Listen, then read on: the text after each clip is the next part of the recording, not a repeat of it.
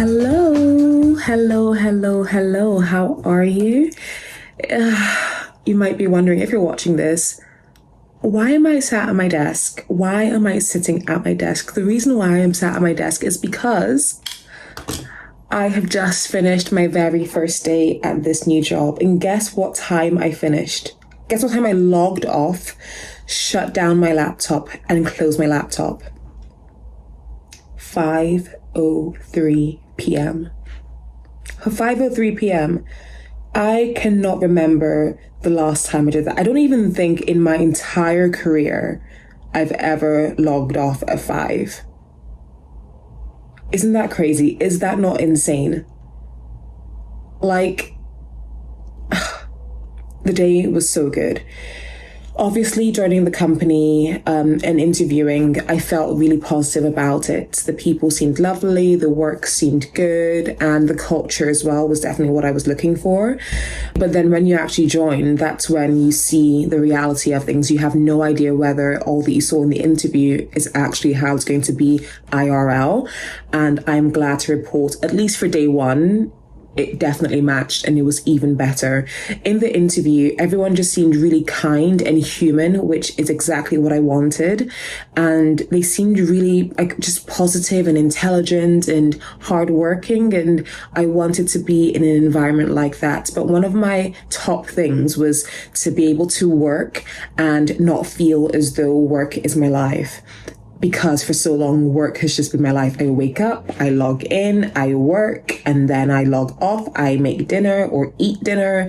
I go to sleep. I wake up and do it all again. Nothing in between. No exercise, no going outside, no fun, nothing. And it really does feel like this is the type of job that will allow for that. And I say that for a few reasons. The first reason is that when I logged in at 9 a.m. I did not see, I logged in, I aimed to start at 8:30, but the Lord's ways are higher than my ways.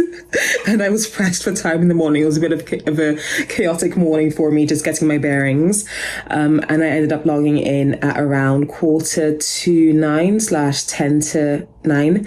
And I hadn't received an email from my manager, which was a positive sign, because I sent her an email on Sunday when I was setting up my laptop, just being like, hey, I need access to Slack. And she didn't respond until after 9 a.m. And that to me just communicated this woman is not doing any work before 9 a.m. And I was just like, hallelujah. First positive sign, green flag, check, done, wonderful, fantastic. And then after taking some time to set up different systems and to log into all the systems that I had access to at that point, or that was access had been sent to me at that point. I then had my first one-on-one with my manager. And in it, she was just taking me through my 30, 60, 90-day plan. And I was like, this is so nice. First of all, how everything is laid out is super, super clear, very transparent. And I love a checklist. I love just a table of something formatted with all the relevant information. And that's exactly what she's done. And that's what I did and used to do when I was working in the past. And it was just so nice to have that clarity. Plus, you know how I've been saying that I don't want to be in my career anymore. I think that chapter is over. And I felt very confident in that. But starting this job, and my manager, the job that she has is what I had previously. All I was thinking when she was talking was, I thank God I don't have her job. I thank God I'm no longer doing a role where I'm leading a department. I just thank God I'm just one of the team members, because let me tell you, I mean, I already told you, but now seeing it and feeling it and experiencing it, I feel so confident in this decision.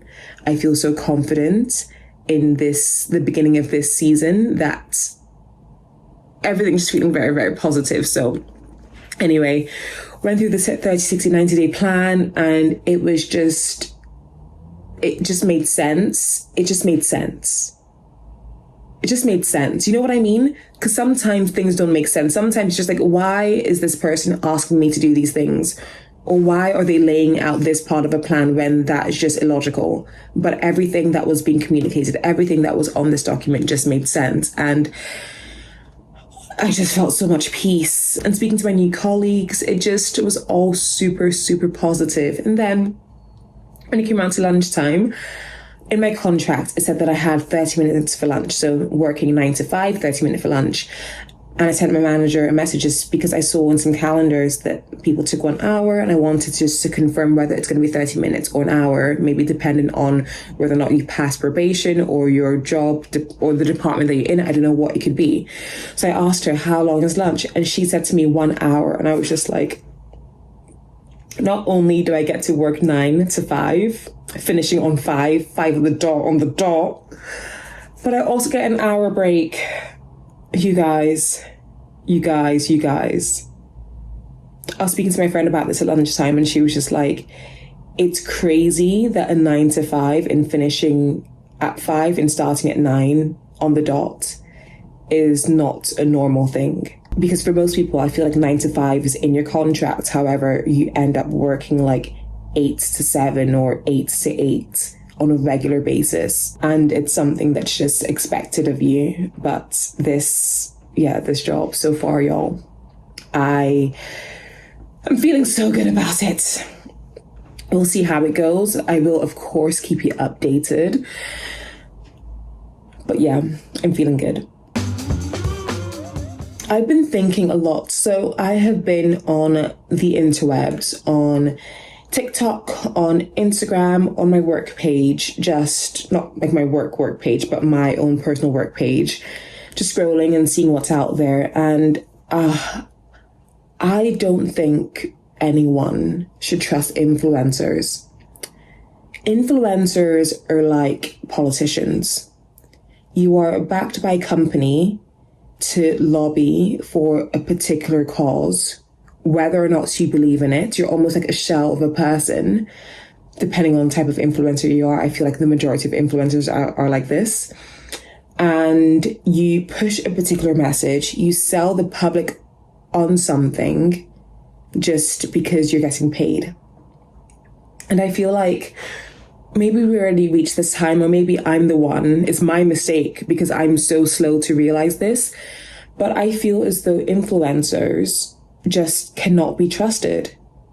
There are a bunch of things that I've seen, like different products and services that they speak so highly of. And I'm just like, okay, but you're getting paid. How can I actually trust you? And then you see reviews and people be like, this doesn't actually work. And you're just like, okay, like what's the point of all this? You're selling me something that doesn't work. So many of you are selling things that just doesn't work, or that you're not as enthused about it, or that you wouldn't be as enthused about it if you yourself use your own money to pay for it. Yet you're doing this just for a check. Like I saw someone who was reviewing, I think, a Dyson Airwrap or something like that. And she was saying that for so many people who are using it, they heat their hair up with it. It's meant to curl your hair. They heat their hair up with it. They then pin it. They then pin the curls in rollers or just with a pin by itself, leave it to cool down and then unravel it. And they're like, wow, look at my bouncy curls. But that isn't something that should be done if you're using a product that's meant to curl your hair. And she was just like, this product doesn't work. It's not doing what it says it's going to do. It's not doing what it says it's meant to do, because you are meant to be able to use the product, curl your hair without pinning it and go about your day. Yet having to use it to heat up your hair, then put rollers in and pin it and wait for a bit for it to cool down, and then you'll have miraculous curls. That's not a product that works. And I feel like we are being influenced and almost being desensitized to quality products. Like, things are meant to do what they say they're going to do. And if they don't do that thing, they're not working, and you shouldn't come online and talk about it, let alone sell it to people like it's the best thing ever. It's also like when you watch those videos of influencers eating food, and they are like, And they're like, hang on, can you hear this? Wow, you guys, I am so excited to try this new burger from KFC. Oh my gosh, it's so good. What? Oh, the pickles, the mayonnaise, the chicken, the bun is so fluffy. Just look how fluffy it is. Look, I'm slapping the fufu. I'm slapping fufu. The way in which they speak about food is just not normal. And we become so used to that. Like, you're eating food. Just like, this is actually really good. Not, whoa, look at all the texture. Look at how it works. Look at how, oh my goodness, everyone needs to get this now. Run. Oh my gosh, guys, you need to run and get this now. Oh, I'm losing the plot. I'm losing it.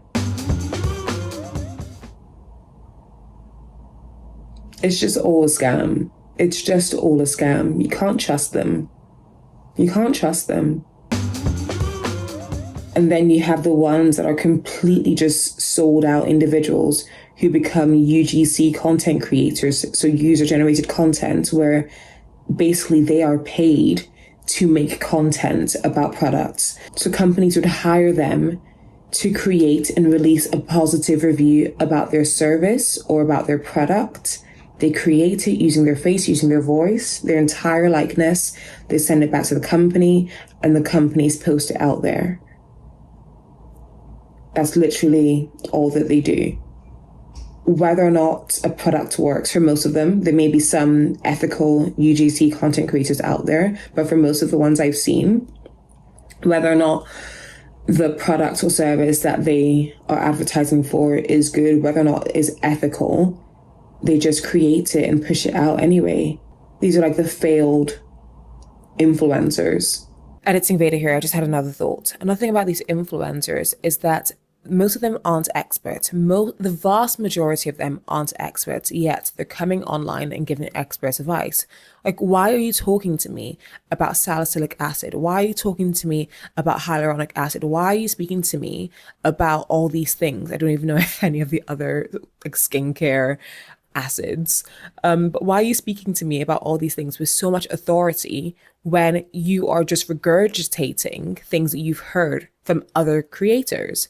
And I don't know whether you've seen it, but then there's this other, I don't know whether it's a trend, but it's just something. People are being caught out because there are so many people online who are literally copying and pasting the exact same content from other creators. So someone comes online and they're like, hi guys, okay, let me tell you 10 things I hate about my town whilst I do my makeup.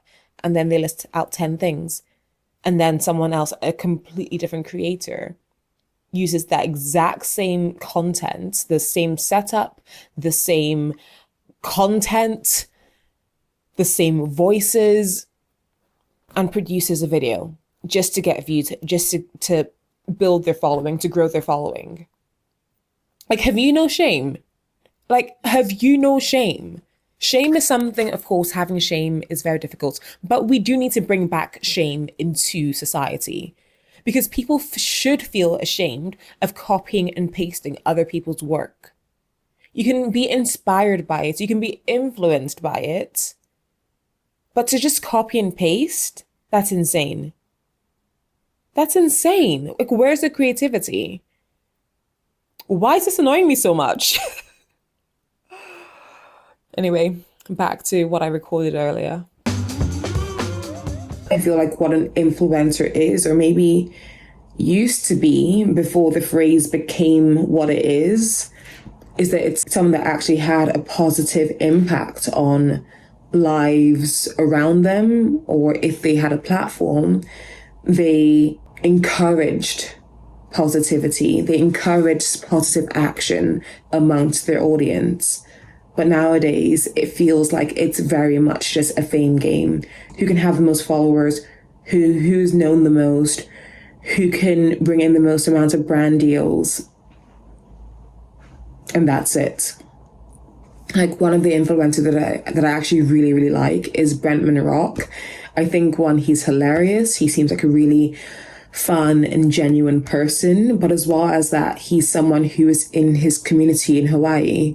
He helps with, different like reliefs. He helps with kids. He seems to have a positive impact on his community. And I'm sure from the content he posts online, first of all, it doesn't seem like he's doing good stuff just to post it online. It seems like he's actually doing it because it's part of his lifestyle and part of how he moves.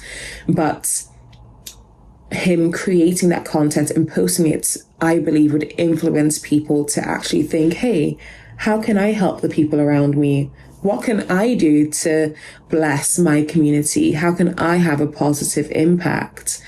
And it's so rare to see, maybe it's just my algorithm, I don't know. But I feel like it's so rare to see people who are called influencers doing things like that. I don't know why it's been bothering me. It's been on my mind. I've had a great day at work. I am tired, but I've had a great day at work. But now I'm just coming for influencers, but it is what it is. I don't know. I just think it's important, and it's something that feels so undervalued in today's society. But I just feel it's important to have in mind the impact that you want to have, and let that impact not be something that's focused on yourself. So for example, I want to make this amount of money. I want to be rich and famous. I want to have this number of followers. Not having that be your end goal, but having your end goal be something that impacts others around you, or those who you can speak to through your community, maybe community events, maybe you're online, maybe you're in I don't know where else do people meet, in your workplace, whatever it may be. But having in mind how the effect you want to have on people. If the effects that you want to have on people is just get them to buy stuff because you want money, that's bad. IMO, in my opinion. But if the effects you want to have on people is you want them to lead a healthier life, maybe that's through exercise, or encouraging them to eat well, or eat more nutritious meals, or to dress better and look after themselves, or to, I don't know, be more adventurous, whatever it may be. I think it's important to have that in mind. And it just feels like it's so undervalued. Maybe it's just my algorithm, but it just genuinely feels like what I've been seeing is a lot of people who are only in it for themselves. And unfortunately, the entire world, it feels like the entire world just fall for it. Like, I don't like to name people, but that influencer, Becca Bloom, who is like apparently incredibly rich, all she does is just show off her wealth. And people love that content for some reason. Maybe it's because for a lot of them, it's so far beyond what they, what are words? It's so far beyond their current lifestyle. So they like watching it. But I'm just like, you're almost voting with your views. There's voting with your dollars, but I feel like now there needs to be something that's like voting with your views. What you pay attention to, the people that you follow, you are telling not only them, not only businesses, but also society that these people are doing something that's valuable enough to garner support. And I just feel like we need to adjust that. There's one side of it being the influencers who are literally just like, pay me and I'll do whatever you want. But then there's the other side of us as consumers. I guess some of us are influencers and consumers. I'm trying to do something. Influence. But not influence, you know what I mean. I have a podcast, so of course I'm trying to do something. But there is the other side of it where it's also us, what are we allowing to become big? What are we giving our time to? What are we watching? What are we consuming? What are we championing? That also needs to change. Because how many hours do you spend a day just scrolling? How many hours do you spend a day just consuming content that's not actually adding anything to your life apart from just like looking good and being entertaining? I don't know. It feels like there's some form of epidemic of good influencers that actually encourage and champion positive change. And even if you aren't like an influencer in today's terms, that doesn't mean you don't have people around you that you can positively impact. Like, if you live in an apartment block with neighbors, those are people that you can positively impact. One of our friends, well, they're a couple, our friends, during COVID, they went around their apartment block leaving rolls of toilet paper on everyone's doorstep, being like, we're here for you. This is a difficult time. Here's a gift that we know everyone's been fighting over. Here you go. That's a positive impact on the people around you. If you have colleagues, if you're working and you have colleagues, you can be a positive impact by taking genuine interest in them, interest in their lives, asking about them, listening to them, encouraging them in maybe they have passions and things that they want to be doing outside of work, encouraging them in those things, or calling out positive things that you see about them and their character. And be careful because, don't go talking to people about, oh gosh, you're so beautiful, you're so pretty, I really like how you look, because that can be a HR violation.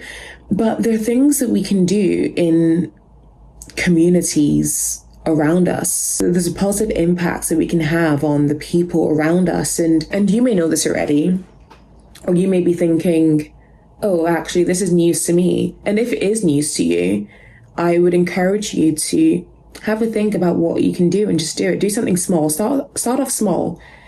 Maybe it's you to gift toilet paper to your neighbors, or maybe you send that next door neighbor that you think you can be good friends with, I don't know, a bottle of non-alcoholic sparkling beverage or a bottle of wine or something.